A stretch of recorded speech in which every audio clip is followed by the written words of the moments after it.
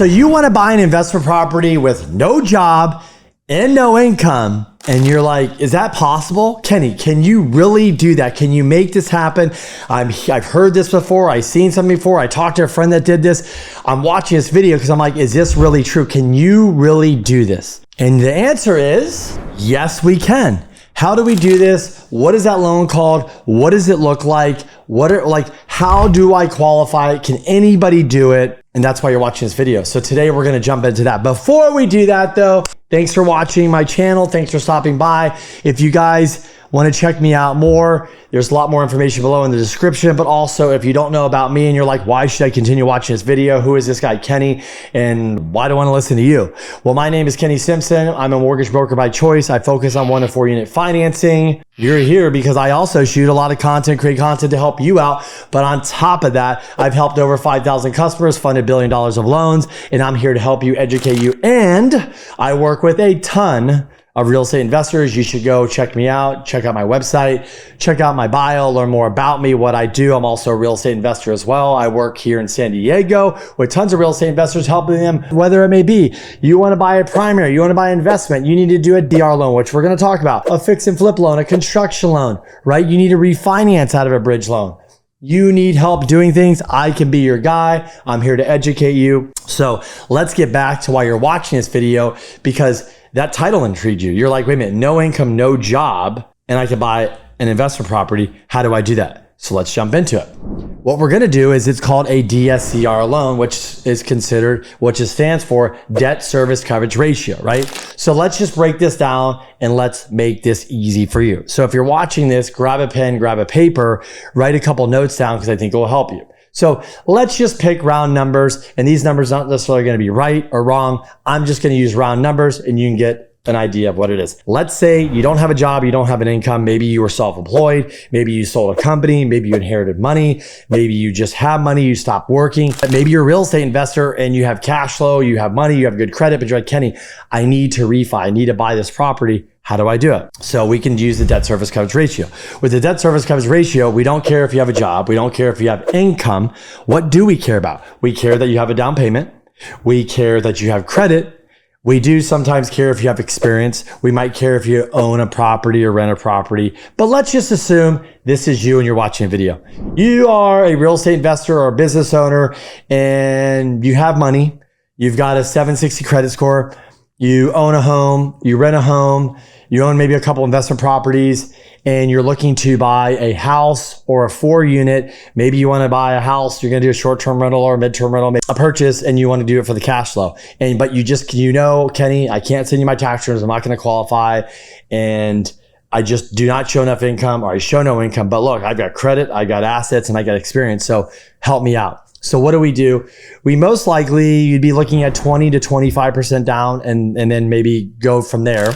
And so a DSCR means, so let's just make it simple. Let's say you're going to buy $1 million property. You're going to put 25% down. So that means $1 million, you're going to put down $250,000 and your loan amount is going to be $750,000. Okay, let's just forget about the interest rate because who cares about it? Let's say you're going to come to me and I'm going to give you a rate of X. It's interest only. Oh yeah, we can do interest only, by the way. And let's say there's a 1-year prepay. We're going to get to the prepay, so stay tuned for that because that's very, very important. So it's a 1-year prepay. Okay, cool. Let's just say with interest only payment, taxes, insurance, let's just say the payment's $5,000. Guys, I'm just picking a number. Okay? The payment is $5,000. You're buying this property, right?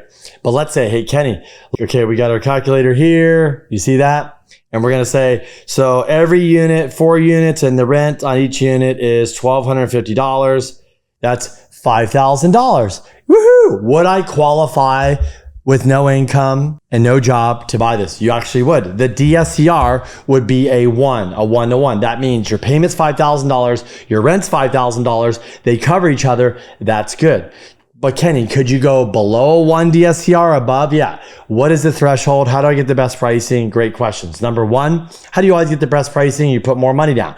25%, 30, 35, 40, 50. You're going to get better and better pricing, whether you're going full doc or you're going a DSCR loan. The second thing to think about is obviously if the rents are at $5,000 and you're hitting a 1-to-1, pricing will be decent. How do I get the best pricing? Let's talk about that. So let's assume the same scenario and your rents are $1,500 times 4. That is $6,000. So what we're going to do is we're going to take your payment of $5,000 and we're going to type in 1.25% equals, it'd be $6,250. So you would not meet that. Okay, let's go back again. So let's type in a $5,000 payment times a $5,000 payment times a 1.15% equals $5,700. That's your payment. So to get the best pricing, you want to be at least a 1.15 DSCR or higher. So let's step back, folks, so I don't confuse you. Number one, we talked about you have a $5,000 payment and your rents are $5,000. You have a one-to-one DSCR. Great. If your rents are $6,000 and you have a $5,000 payment, you're at a 1.15. That means you can get better pricing. If you dip below a 1.0 DSCR to a 0.9, a 0.85, a 0.75, or we call it a no ratio, are those options available? Yes, they are. But remember, pricing as you go lower and lower is going to get worse and worse. It's almost like if you came to me and you wanted to refinance and you had a 660 credit score and somebody else has a 760 credit score, they're going to get worse. So the lower the rents, the higher the risk, obviously, for the investor, you're going to get penalized in rate, but that's what it is. So really what you like to hit is try to hit that 1.0 DSCR or 1.15. And think about it. We are talking about long-term rents here. So we're talking about here's leases, long-term rents, and how does that work? So let me jump into part 2 of this about the DSCR loan, which I want to talk about is prepays. Here's a big deal, a big red flag with DSCR loans that a lot of people don't pay attention to. And I'm just going to be honest because I'm real. I'm a very transparent person. So if you're watching this video, you know me, or if you never worked with me, I'm super transparent. I want to take care of my clients. And I also want to make sure that they're not going to come back to me in a year or two from now and get really pissed off at me that I put them in a 5-year prepay or 3-year prepay. So right now, I would say 99.9% of my clients are doing a 1-year prepay. And what is a prepay, right? A prepayment penalty is you go get a loan for $750,000 and that lender could charge you, say, hey, if you pay me off before a year, I'm going to charge you 6% of interest or 3% of the loan amount or 5% of the loan amount. And that could be a standard prepay. I put my clients into a 1-year prepay or no prepay because I said, hey, I believe rates are going to go lower. You want to have that option to remain open for that refinance. A lot of people I see are getting into 3 and 5-year prepays. What happens when your interest rates drop, let's say in 12 or 18 months, and let's say you're locked in at 7.5 and interest rates drop to 5.5, same product, same program.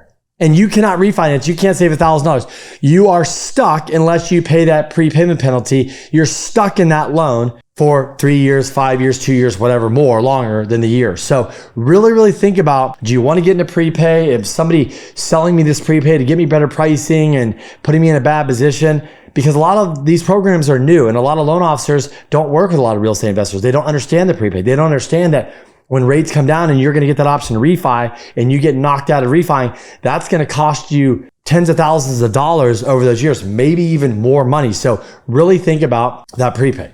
And number 3 is what kind of rental income you can use? Well, number 1, we can use long-term rental income. We can use short-term rental income. And option number 3, we could use mid-term rental income. But here's the thing. In order to use short-term and mid-term, if the property has a track record and you've been running it and you're coming back to do a refi or something, it's very easy to take that information, give it to the lender, show the track record, you're done. But if you're buying a property that is currently a short-term rental, we can definitely use that. Some of them like to see you have experience in short-term rentals to use it. But we could take the history from that property and use it. And that way you can help generate more income to get the DSCR up to qualify. But let's just say you want to buy a property by the beach somewhere. You want to use short-term rental income. You don't have much experience. Is there an option? There is, but it is more challenging. We're going to have to get the appraiser to show us those rents. We might have to go do air DNA to see what the rents come back at. So it's a little bit more legwork. And it's a little less it's less common to do short-term rental like that on a new one, but you can. And keep in mind also that if you do long-term, it's simple, it's easy, much easier, many more investors to get pricing with, and it makes your life easier. But I do understand that if you have to qualify for the short-term rental, because that's the only way to do it, or that's what you're going to run it at, we just have to go down that road. We have to go down that road. And last but not least, let me mention this to wrap this up for DSCR. Let's say you're buying a property and you want to use and you're buying a 4-unit and you're in a place like California or somewhere else and the rents are really low and the tenants are going to stay in place at closing. That could be a problem for you. So if the tenants are going to stay in place at closing, the lender could potentially have to use those rents, what should kill your DSCR. Is there any ways around it? Sure. If one unit is going to be vacant at closing or all of them, we can use market rents on current condition. Let me repeat. Market rents we can use if you bought a property that's vacant on current conditions, not the condition that you'd go in and rehab them and say, oh, the rents are going to be here when I rehab. No, we're going to use current conditions. So if you're working with a lender and a loan officer like me, I would know this stuff and they might not know this. Also, let's say you're buying a property and you're like, Kenny, I'm going to get them out. We're going to vacate them. You could serve 60-day notices, put it in the contract, some lingo. I can help you guys out. And we could actually even close with renters in place below market. Doing it right now, we could use future rents with current condition to help you qualify for the DSCR loan.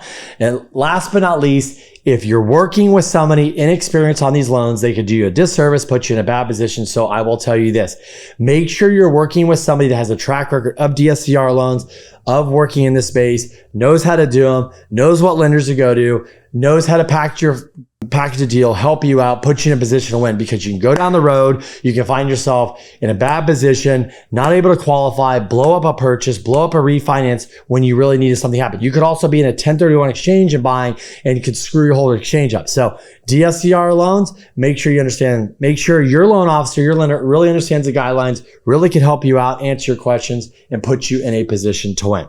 All right, guys, that's it for this video. Thank you for watching. Appreciate the time. Look, for more, check me out for more videos, more stuff. I got a lot of stuff on this channel. Go check it out. Also, hey, hit me up, subscribe to my channel for new incoming videos. Also, give me a like, give me a review, share this with somebody. Appreciate you guys. Talk to you soon.